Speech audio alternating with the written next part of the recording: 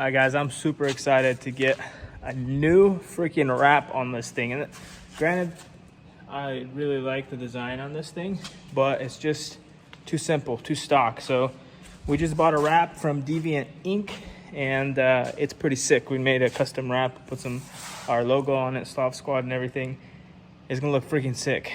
And on top of that, we got some ZBROZ front and rear bumpers that we're gonna install. All right, so we're gonna start off by taking off this front bumper, and we're gonna take off the rear bumper actually first, and I'm gonna take off the side panels, use a little bit of heat gun, get the stickers removed, and that's all there really is to this thing. We're gonna take all the stickers off. Little trick, we're gonna remove the stickers for the VIN number and everything. We're gonna put it inside the engine bay. Let's get started.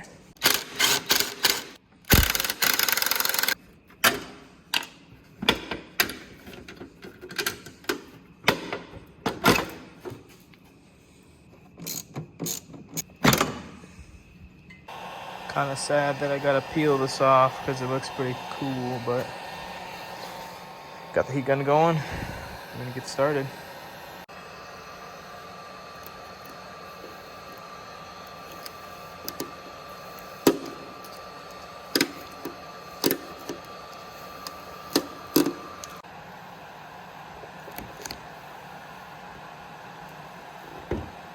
All the wrap, stickers, everything's off and ready for new bumpers, and we still gotta wash her up and dry her up real good before we can install the actual wrap on it.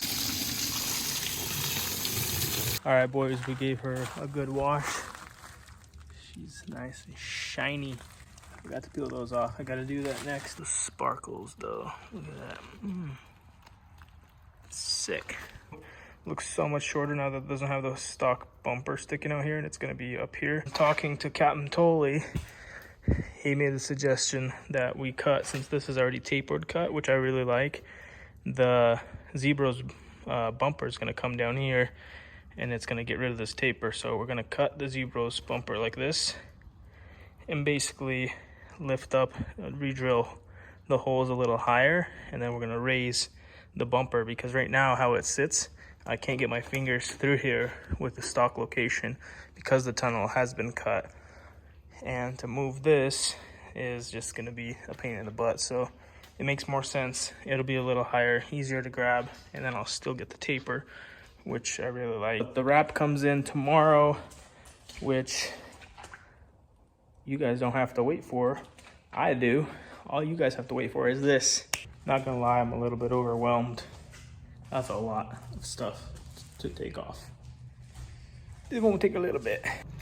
All right, we got Mr. Pickle Paul here helping out, trying to put this jigsaw puzzle together.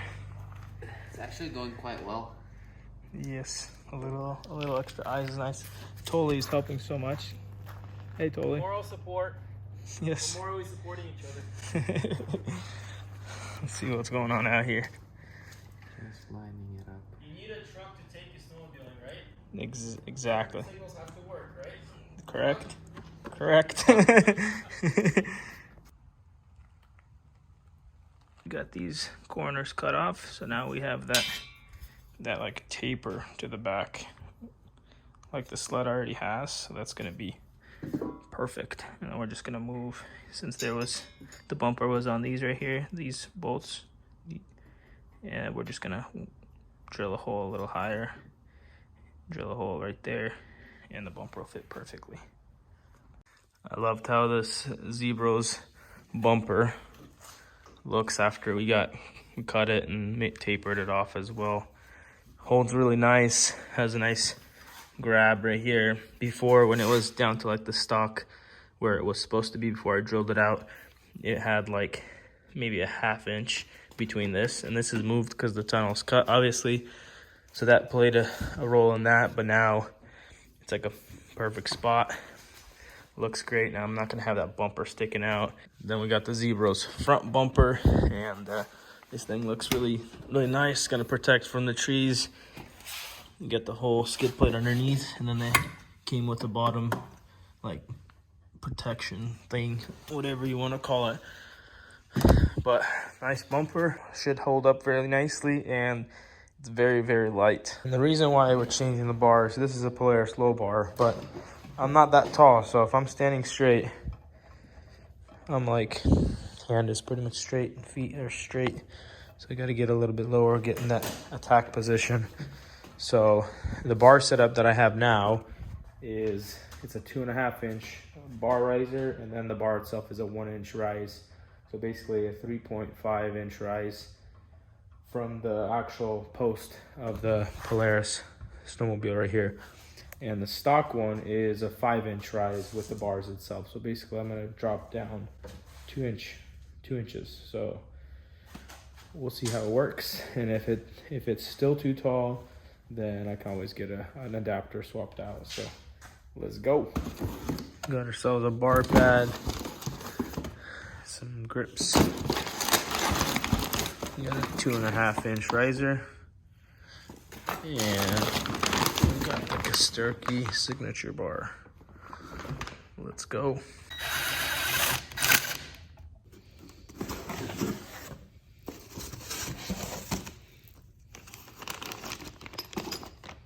Making some progress.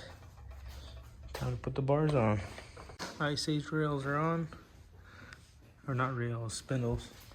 And we got the whole bar setup looking way better. Oh, I'm so excited for this. It feels so good. Alright guys, this is a wrap.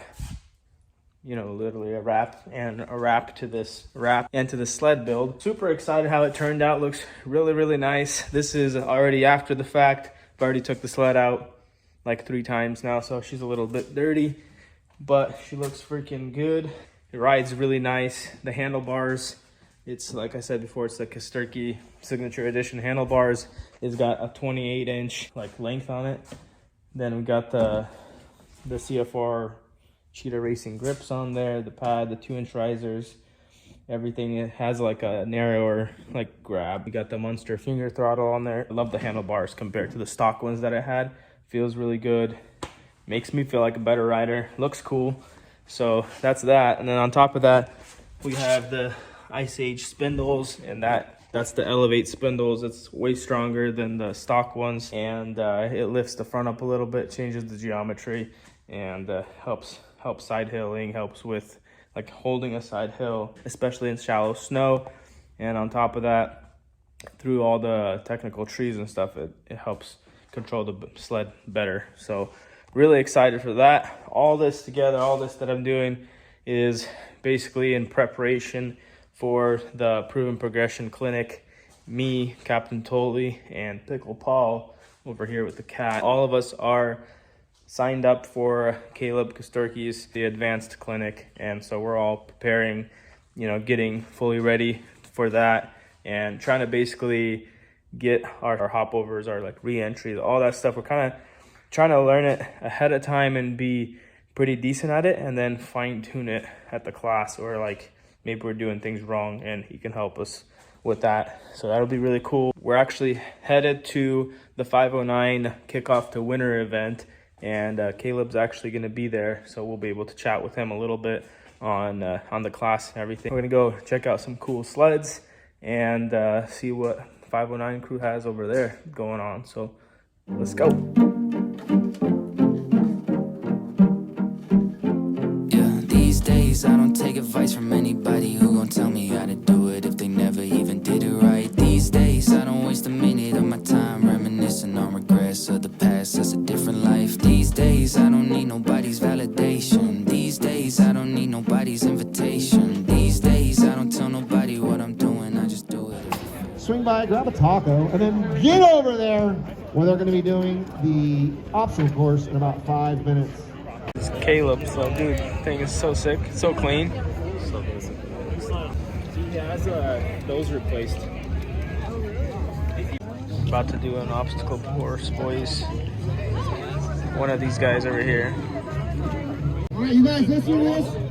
This is, you're not starting yet. They got the eye of a tiger going, but just calm down, gentlemen. We're going to race under the net. Pop out of one. Come over this snowmobile, take a spark plug out, hold that spark plug up above your head, then breathe, insert the spark plug, and put the cap back on. Grab your ball, breathe, 2, 1, go! Oh my gosh, hold on. It's neck and neck as they come out. It's even right now. Jay might have an advantage here. He's got a onesie more than a Polaris Khaos. But he's still have a hammer in there. Put those sleeves on. And that onesie has to be zipped up, please. Zipped up. Oh, he's got both legs in. He's got scrub. The zip back zipper, zip back zipper. Get it on. Now pull that spark plug out. Twist, twist, twist, twist, twist. Hold it up high in the air. Once you get that spark plug out, Spencer, you don't catch up. Fall a little behind. Oh, it's up. It's back in. All the way back in. Put the most back. You can still catch him. Oh, he slipped. Oh, he slipped. Oh, that was a close one. We got an official one with J-Man today. Let's hear it for Jay. Oh, nice. It looks like a crawling under him. Man, he's smooth. He knows how to get out there. Shaky, man. He's got those in the 1D. That's a broken leg here, so he's getting hung up. Oh, it's a slightly. You gotta zip up all the way before you touch that Snowmobile. They're getting those onesies with it. So the zippers on the 509 onesies, they are waterproof, which is a great feature. Then you'll have a zipper going. All right, in and out, in and out. Get those club wires back on. This is a close heat. This is very close. Get back up so you get a good shot. Helmets on, and then what are we gonna do through the tire? Dive through the tire. Get those goggles on, Scott. That's what happens when you don't dive. You're supposed to dive. All right, we got a winner, Riley Seaman. Let's hear for Riley.